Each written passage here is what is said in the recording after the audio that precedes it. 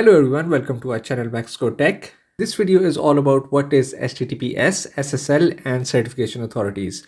For those of you who have not watched my last video, I would highly recommend you to do that because in our last video we studied about symmetric and asymmetric key logarithm, in which we are going to understand how they work and what are their limitations.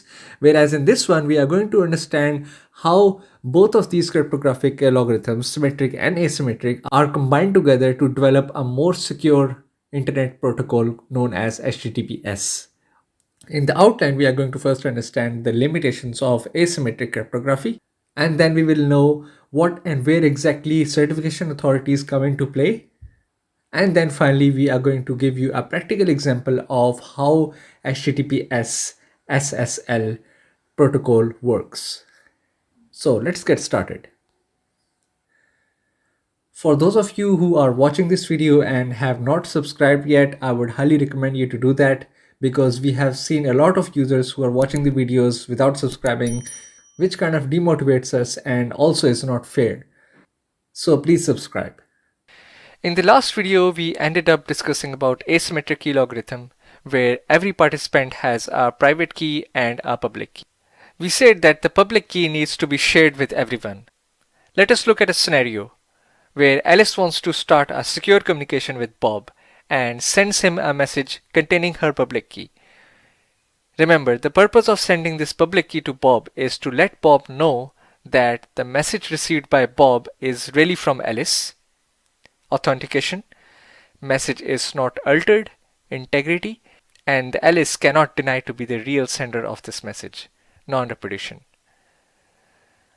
So Bob receives the message from Alice and they both are good to go for a secure communication. Do you observe something fishy?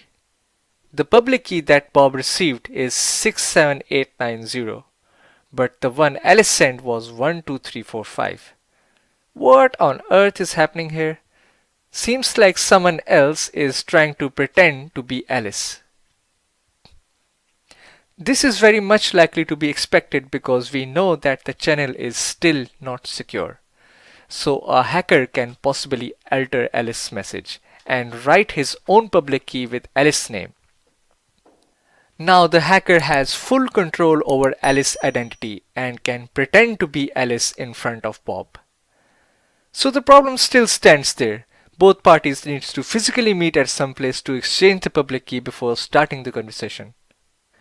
To overcome this problem, we need to involve a third party known as certification authority, which is a central trusted entity, and it provides digital certificates that certifies the ownership of the public key of a specific client. Such certificates are called SSL certificates, Secure Socket Layer. Let us look at an example where Alice wants to shop online from, let's say, www.onlineshopping.com. As online shopping involves giving your card information and paying online, so Alice wants to make sure that I really am connected to the real www.onlineshopping.com. So Alice first types in the URL of the website on her browser, which then sends a secure web page request to the server. The server sends her its public key along with the SSL certificate. Remember, this SSL certificate is digitally signed by the certification authority, and it certifies that the public key is really the public key of www.onlineshopping.com. But Alice won't gonna believe it. It first needs to check whether the certification authority's signature is valid or not. By recalling from our last video, we know that the digital signature is made by using private key. So this SSL certificate is signed by a certification authority private key. And in order to verify this, we need certification authority public key. But how and from where do we get this public key? Well, interestingly, Alice browser already has that. How? Whenever a new certification authority is registered globally, its public key is distributed with every single browser and operating system. So our PC and mobile phones already have public keys of major certification authorities pre-installed in their browsers and operating systems. Moving on, so now we have the public key of the certification authority. We're going to verify the signature by the same method as we studied in our last video. Once the signature matches, Alice gets the public key of the real onlineshopping.com.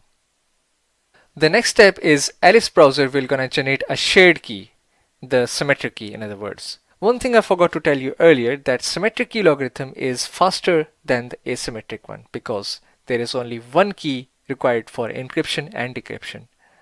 So we're gonna still use symmetric key logarithm for securing the channel. But now we need to send this shared key to the server very securely. For that, we are going to encrypt this with the server's public key. Now we know that no one else can decrypt this message, not even Alice, only the server, by using its private key. So after encrypting the shared key, creates an encrypted message and sends it to the server, which then gets the shared key by decrypting it from its own private key. Now once both parties have this newly generated shared key, they both can communicate over a secure channel by using this key, and that's what you see on your browser, an HTTPS link with a green lock. That is all for this video. I will see you in the next one. Take care. Bye.